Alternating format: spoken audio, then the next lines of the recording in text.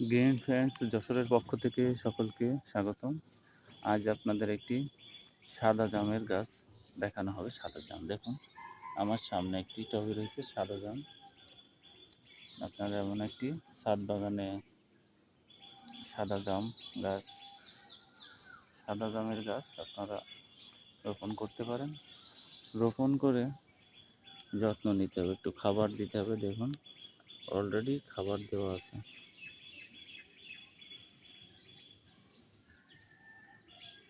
এটা 12 মাসিক সাদা জাম, 12 মাসিক সাদা জাম গাছ 12 মাস দেওয়া হবে। আপনাদের ছাদ বাগানে সবাই একটি করে 12 মাসিক জাম গাছ লাগাবেন, তাতে 12 মাসে জাম খেতে পারবেন। 12 মাস জামের জন্য 12 মাস সেই সাথে আর একটি দেখাবো, 12 মাসিক বাড়ি 11 গ্রাফটিং কাঠিমন। এটা গ্রাফটিং আছে কাঠিমন আর বাড়ি 11, আর একটা গোল্ডেন 8।